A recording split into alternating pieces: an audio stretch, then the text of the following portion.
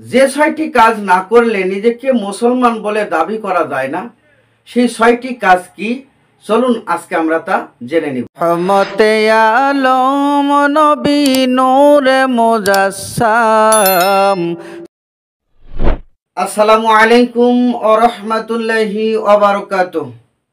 দূরের ও কাছের যে যেখান থেকে শুনছেন সবাইকে আন্তরিক সালাম এবং মোবারকবাদ। সম্মানিত দর্শক শ্রোতা, আমরা মুসলমান, এজন্য মুসলমানের কিছু গুরুত্বপূর্ণ কাজ করণীয় রয়েছে, যেই কাজগুলো আমাদের নৈতিক দায়িত্ব এবং রাসূলুল্লাহ সাল্লাল্লাহু আলাইহি ওয়াসাল্লামের নির্দেশিত কাজ। এই কাজগুলো যদি আমরা না করি তাহলে আমরা মুসলমান হিসেবে রাসূলুল্লাহ সাল্লাল্লাহু আলাইহি ওয়াসাল্লামের কাছে প্রিয় উম্মত হিসেবে স্বীকৃতি পেতে পারি না। এই জন্য আমাদের অবশ্যই এই কাজগুলো করা অত্যাবশ্যক। এ ব্যাপারে আল্লাহ রসুল সাল্লাল্লাহু আলাইহি ওয়াসাল্লামের সাহাবী হযরত আলী রাদিয়াল্লাহু তাআলা আনহু থেকে একটি হাদিস বর্ণনা করা হয়েছে।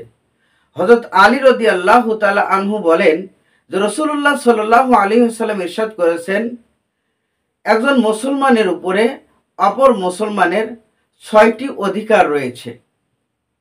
এই অধিকারগুলো অবশ্যই পালনীয়। সেই 6টি অধিকারগুলো কি?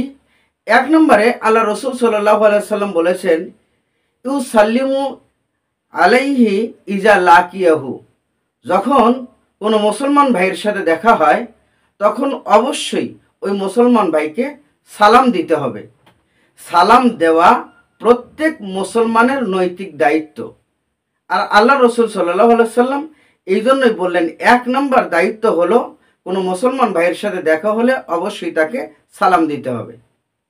2 নম্বর দায়িত্ব হলো যে কোনো মুসলমান ভাই যদি অসুস্থ হয়ে পড়ে তাহলে অবশ্যই ওই মুসলমান ভাইকে সেবা করা।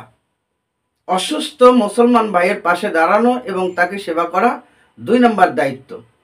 3 নম্বর দায়িত্ব হলো যদি কোনো মুসলমান ভাই তাকে দাওয়াত করে বা ডাকে তখন তার ডাকে সাড়া দিতে হবে, অর্থাৎ তার দাওয়াত কবুল করতে হবে। এটা হলো 3 নম্বর দায়িত্ব।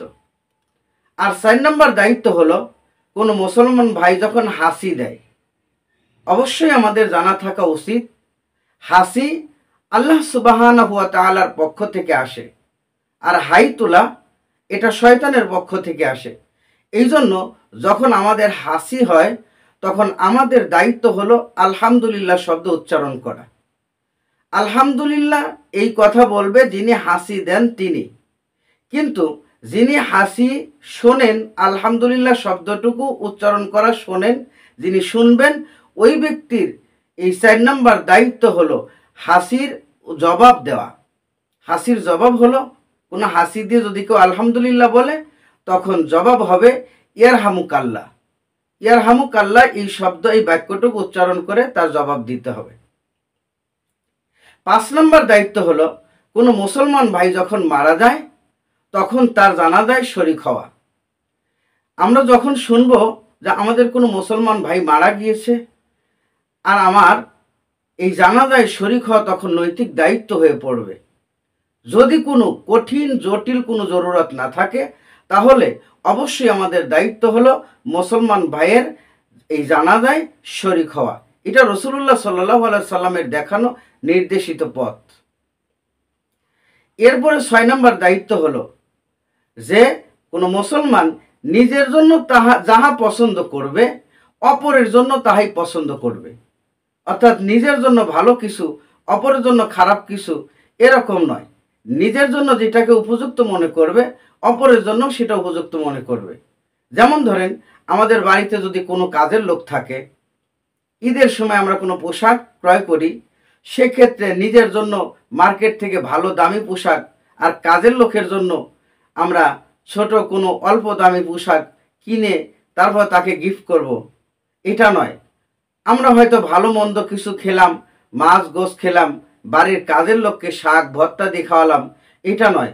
আল্লাহ রসুল বললেন তুমি নিজের জন্য যা পছন্দ করবে অপর মুসলমান ভাইয়ের জন্য তাই পছন্দ করবে। যখন আপনি কাউকে কোনো কিছু গিফট করবেন, সে গরিব না ধনী সেদিকে নয়, আপনার পছন্দ কি, আপনি নিজের জন্য কোন ধরনের জিনিস পছন্দ করেন সেই ধরনের জিনিসই অপরকে গিফট করবেন। এটাই হলো রসুলের 6 নম্বর দেখানো পথ। সম্মানিত দর্শক শ্রোতা, আমরা মুসলমান, এই জন্য আমরা যেন রসুলের দেখানো এই সঠিক পথগুলো চিনে আমল করতে পারি। আর আমার এই ভিডিওটি যারা দেখছেন, অবশ্যই আপনাদের কাছে আমার অনুরোধ থাকবে, লাইক করবেন, শেয়ার করবেন, আপনার বন্ধুদের কাছে জানিয়ে দিন ইসলামের এই সুন্দর সুন্দর আমলগুলো যেন সবাই করতে পারে। আল্লাহ পাক আমাদের তৌফিক দান করুন। আমিন। ওয়া আখির দাওয়ানা আনিল হামদুলিল্লাহি রাব্বিল আলামিন। আসসালামু আলাইকুম ওয়া রাহমাতুল্লাহি ওয়া বারাকাতুহু।